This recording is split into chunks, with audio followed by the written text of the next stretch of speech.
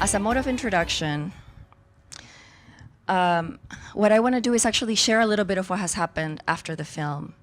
And I'm going to do that through a list of organizations, venues, and people that have been involved with the project of screening this film or with the events that have happened in Havana after the period of the film ends, as a way to give people an idea of how this has continued and how large it is.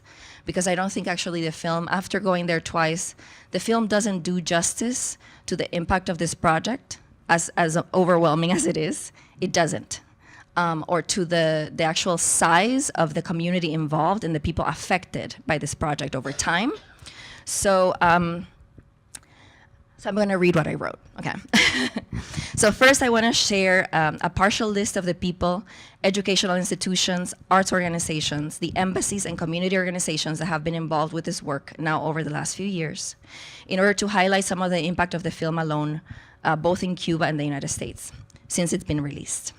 The impact of Hanan's work in Cuba is much greater and cannot be reduced to this list, because the impact of the project goes into people's homes, way beyond this institutional list. The list doesn't include community musicians, community members, house owners who have hosted guests in Cuba, not all over the dance companies and artists that have performed at the festivals and events related to this project, nor a total number of students who have gone through Gretel School, etc. So that's a list that I'm hoping to have another day. But I know the following groups that I'm going to mention have been involved in providing support, resources, or being collaborators. And this is a crucial way to give you a sense of the dimensions of the work that's not visible in the film. So the Egyptian Embassy in Cuba, the United Arab Emirates Embassy, the Qatari Embassy, El Museo de la Casa de los Árabes, where some of the later teaching scenes are recorded. Proyecto Palomas, a Cuban NGO dedicated to film and gender equality, working to end gender violence. Havana Dance Festival, a festival of street dance or danzas callejeras. Ciudad en Movimiento. Centro de la Danza. Compañía Rosario Cárdenas, who is a National Medal of Honor in Dance and who is someone that I had the honor of speaking next to last time I was there. La Fábrica de Arte Cubano, La Habana Vieja, the UNESCO World Heritage Site that gave the project permission to perform in public space. Espacio de la Danza Casa Gaia, a very special venue that hosted my very first workshop in Cuba 2 years ago. El Teatro Nacional de Cuba, which hosted our gala show last year. I feel like I'm missing others. I feel like the list is cut off. Oh, no, I'm good. Okay. The Afro-Cuban religious community in Centro Habana, the transgender community through a particular nonprofit organization.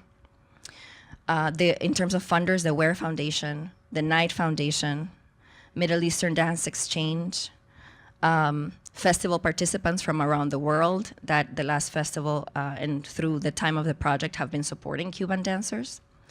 The festival in 2016 averaged about 60 Cuban students, at least in my class. The festival in 2018 grew to about over 100 Cuban dancers in my class, and hundreds of community participants through Proyecto Palomas and their outreach programs, which include elderly women, LGBT women, and young people. There's also a number of affiliated faculty. I'm one of them. I'm a visiting professor of gender studies at Oberlin College at the present. Professor Celeste Landeros from Barry University, who's here. Professor Mia Leonin of the University of Miami. Also here in Miami and in the United States, Adriana Echeverri and Valerie Molinari here from Miami have supported and been involved in this project. Tamalin Dalal, based in New Orleans at the present. Myra Crean, based in Santa Fe, New Mexico. And Aubrey Hill, based in Los Angeles, were part of the faculty of the last festival. And Najmah Nour as well, who's present here, of course. And several others of you who have been with us in trips, etc. So this is a partial list. And so the second thing I want to do is to invite the panel to respond to some specific issues, not to limit what we say, but just to get us started, okay? The film successfully provides an opening for looking into many different sides of the negotiations that creatives undergo when taking up a project, whether artistic, philanthropic, or educational, across the now proverbial, albeit porous, US-Cuba divide. The project is very specifically shaped by a US-Cuba political relationship, and the story of the film is affected by diasporic ideas about Cuba and its people.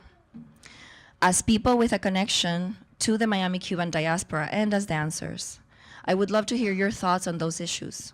What do you have to say as a diaspora dancer about what you witnessed in the film? And also, the film is about women's work, and it is about dance's potential to heal intergenerational trauma and dance's power to connect people across ideological and physical borders.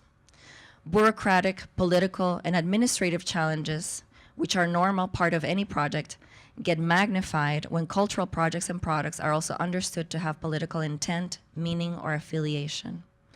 Family history and intergenerational family trauma also come into play, creating a specific emotional and psychological environment to be overcome, both in an individual and collective level.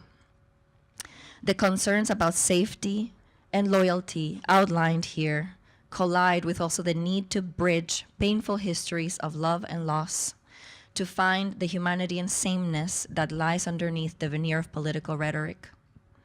What thoughts emerge for you when you consider together family trauma and dance as a healing practice? So with these two broad provocations, I'm going to hand it over to you for responses. And it perhaps can just be about what you think about the film.